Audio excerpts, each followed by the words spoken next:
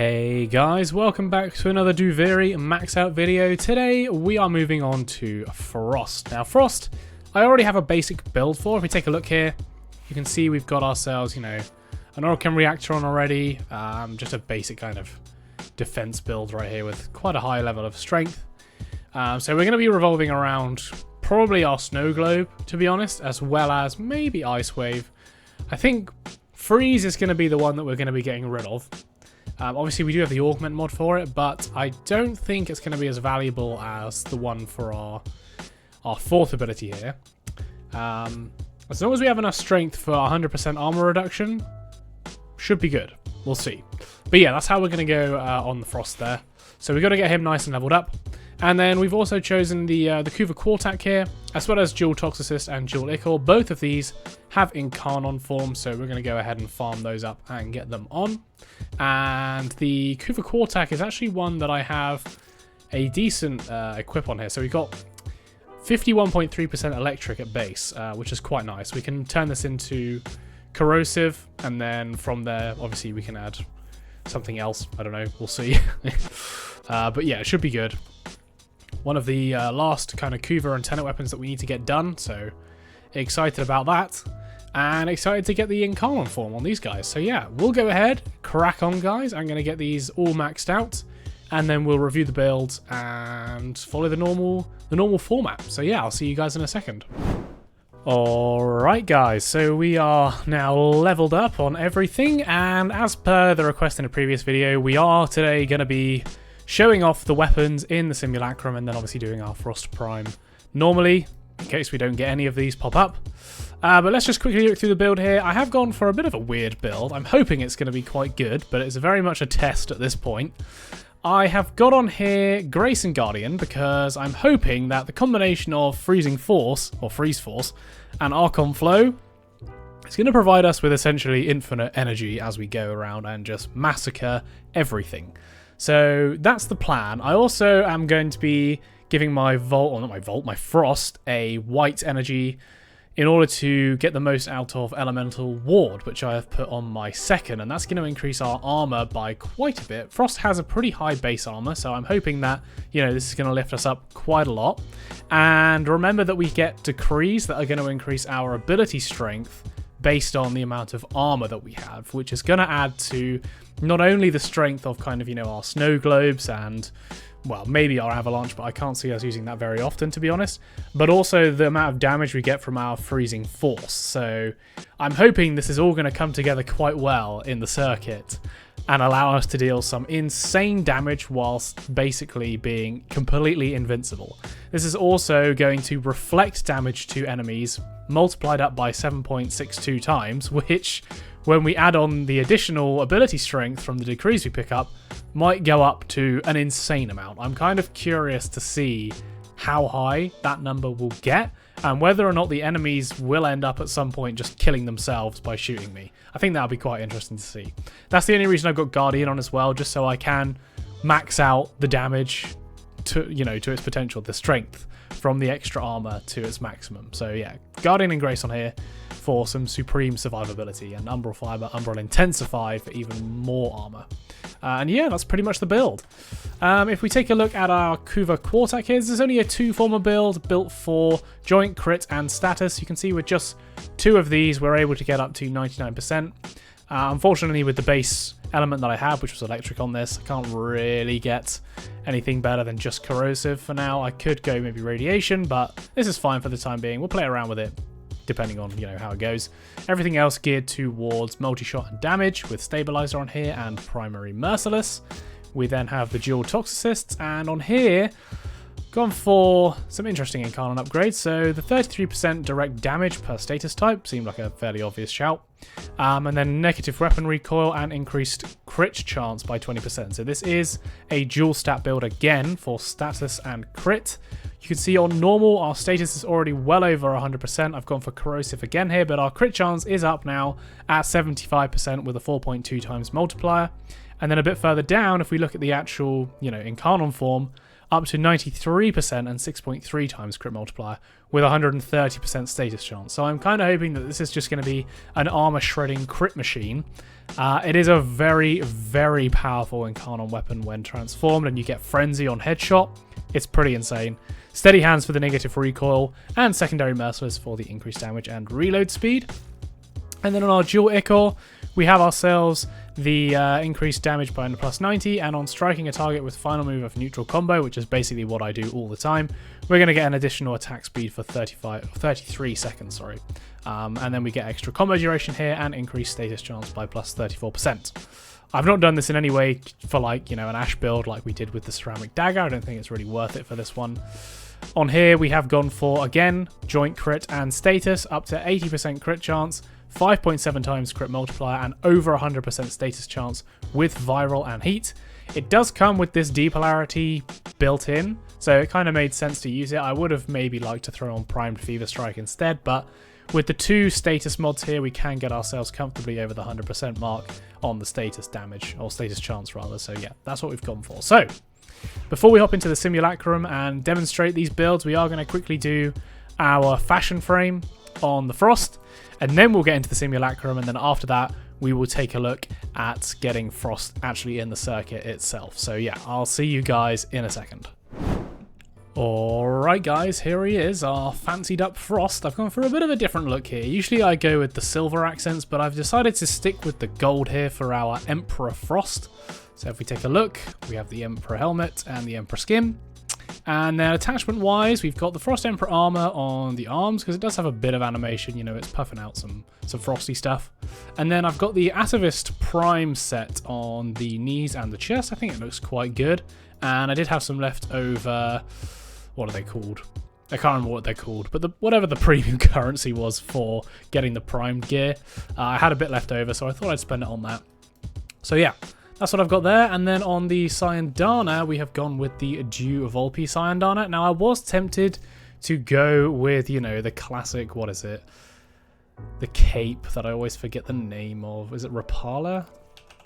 Yeah, the Rapala Syandana. But it covers up a lot of the detail on Frost's back, which I kind of didn't like. So I went with the Dew Volpe because it's kind of still, you know, got the gold metal accents that fit in with the skin quite well, and it looks a bit Emperor-like, and, you know, the patterns kind of match in quite well. So yeah, we've gone with that. So that's the overall look, I guess, we've gone with the sigils there. I've also got the Reactor Prime sigil underneath. You can't really see it all that well, but it does add a bit of detailing to the front. Other than that, yeah, everything's kind of our usual colours, and I've made sure to get our emissive as that cold colour, the Frost, so that on our second ability, Elemental Ward, we will be getting ourselves that extra armor and reflect damage multiplier with additional status chance. So yeah, all should be good in that department. So let's quickly just jump into the simulacrum and give these weapons a bit of a test. Alright guys, so I have gone ahead and spawned in some level 195 Corrupt Heavy Gunners on Steel Path. So let's go ahead and see how well these weapons perform. Now, the Kuva Quartakk really probably isn't going to get up that high just normally, although my Kavat did just give me a nice crit buff, which helps. But you can see, even with kind of headshots here, it is taking a bit of time. We'd probably benefit more from radiation damage here, rather than corrosive, obviously. But for the most part, it doesn't seem too bad. So we can kind of just kill off things here.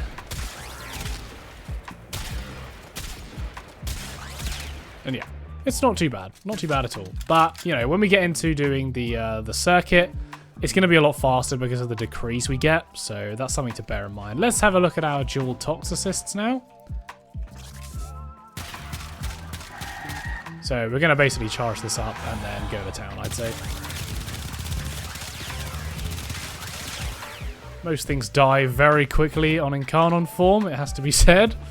And remember as well that we are going to be using, or hopefully you're going to be using this, with, you know, our cold damage from our Frost. So if I go ahead and activate my one to get that extra 254% cold. Yeah, things die very quickly indeed. So that's always nice. Now let's try out our dual Ichor. So I'm not sure how well this is going to go, but it should kind of stack up over time, I would imagine. And then if we were to activate our Incarn on here, yeah, stuff kind of just gets lifted up and killed. But to be honest, I wasn't expecting the dual Ichor to be all that good at this point. The more enemies that there are for this, and you know, the higher we can get our combo counter in the bottom right there, the faster enemies are going to die out. So that maybe wasn't a good example of that. In fact, let's go ahead and spawn in some more enemies.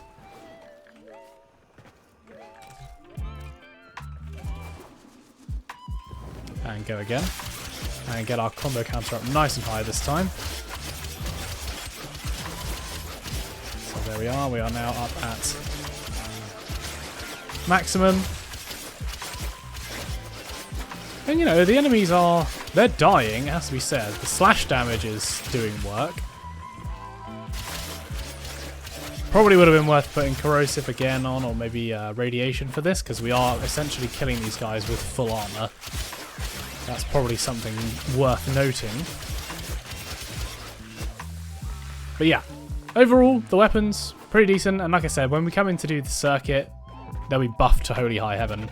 And I won't really have to worry about what element I've got on them, because we can get corrosive damage from some of the decrees that we're going to pick up and all that good stuff. So yeah, pretty happy with how these turned out, especially the dual Toxocyst, which is an absolute monster of a weapon. So if you were to get this in Steel Path, it is just an instant carry to the end.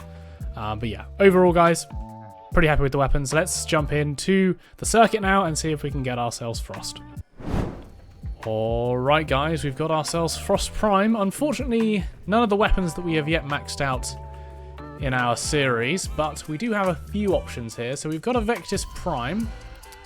It does have an Orokin Catalyst on, but I think just going with the normal would be better. Mutualist Cernos is tempting, so is Corinth Prime actually, but I don't have builds for either of these yet, so they would have to be borrowed. Guandao, on the other hand, I do have a build for, although it's not exactly how I would want it. I wonder if I could maybe improve this a bit. I'm not totally sure, but, you know, we'll keep it for now as is. Secondary, we can always go for Epitaph for a bit of stat procking. So, yeah. Let's see how this goes. I don't know how well it's going to go. We do have this already, though, so that's quite nice. Let's just start with that straight up. And, yeah. We'll see how far we can take this, guys. So, I'll carry on for a bit, see where we can get to. Alright, guys. So, we are now up to, I think this is stage 8 or 9. And it's going pretty well so far. I'm kind of sad that we didn't get any better weapons. The Guandao we've got on is pretty good. It can dish out some serious damage, but I feel like we would have benefited so much more from a better primary. The Vectis is a very good weapon, don't get me wrong, but for doing Steel Path Circuit, it just isn't quite there. It needs to be a bit more, I don't know, AoE-like, or at the very least, I don't want to have to keep aiming in to shoot. But let's go ahead and pick up some more stuff here. You can see we get 754% additional cold damage with the extra ability strength on armor, which is very nice. And generally speaking, I can just walk around and kill things, provided I have my second active. Otherwise, I do die quite quickly. Which is another drawback, I guess, but the second really does add actually quite a lot. And you can see that when we reflect damage, we are actually giving enemies... Oh, there we go. This guy always one-shots us, though. There we go. Yeah. But what we can do, I have got Magus Anomaly on, or Arcane Anomaly, whatever it is. I can pull enemies in, use my fourth to freeze them, and then literally insta-kill all of them with my melee. That's always quite fun to do. And I can just keep doing that as well. We don't run out of energy, as predicted. It was a bit ropey at the start. I have got 1 or 2 of the efficiency decrees on. But other than that, yeah, it seems to be pretty self-sufficient without energize, which is quite nice. So yeah, we just pull every enemy in, use our fourth, kill them all. It's pretty effective. And we also have obviously all of the decrees that give us additional damage against enemies affected by cold, which is very useful. So I think it's 240% extra damage we get right now, which is pretty insane. We could put our bubble up as well to get a bit more resistance, but right now you'll see it does tick down pretty fast. Not instant, mind you, but you know, the enemy level is now close to 1,000. So considering how long these bubbles last, it's still pretty good, I think. And you know, I haven't actually died yet. I've gone into Unairu's last chance a few times, but other than that, yeah, we're pretty fine. Alright guys, so overall I would say Frost, another pretty good pick. Perhaps not as good as some of the others that we have had, but his synergy with some of the decrees that you can pick up is very fun indeed, especially the ones that, you know, affect cold damage or are affected by cold damage. They can really boost your damage output quite a lot, and his armor strip from his 4th ability is, yeah, it's pretty damn good, especially when you have tools like Magus Anomaly that can pull enemies in towards you, and then obviously you can just strip all of their armor and obliterate all of them instantly. It is very, very good for that, and that is, you know, that can scale up infinitely. That particular mechanic can go up as high as you want, but unfortunately his survivability is just not quite there. It's slightly lacking, which is surprising, to be honest. I thought it would be a bit better, but obviously when you're just relying on armor and no other kind of damage mitigation, as the enemy level goes up, your armor is going to become less and less important, and you are just going to start taking stupid amounts of damage, and there's not really much you can do about that. Whereas, you know, certain frames like Revenant rely on their literal invincibility, so, you know, they become invulnerable for so long to stay alive. You know, when you've got frames like Frost, which are going to rely on armor, or, you know, their bubble, which can just be insta-killed at some point, it can't carry you as far. So, you know, bear that in mind when you are running a frame like Frost and you're trying to rely on armor. You may not be able to get as far as you want, but, you know, overall, I think this build has turned out pretty damn good. And yeah, I mean, Frost is just good in general, to be honest. The armor strip itself makes it a worthwhile frame, so would recommend you guys get your hands on it. But we will be rounding out the video there, and I just want to give a quick update on the Warframe Done Efficiently series. About a week ago now, maybe 2 weeks, I might have forgotten it in last week's episode, we did move up to Legendary 3, as you can see in the top there. So yeah, we are now at the point where we are just finishing off the final few weapons and bits of gear in the game, at which point we will have maxed out absolutely everything on this account, and we will have done it in under a year, which, you know, is pretty good, not too bad.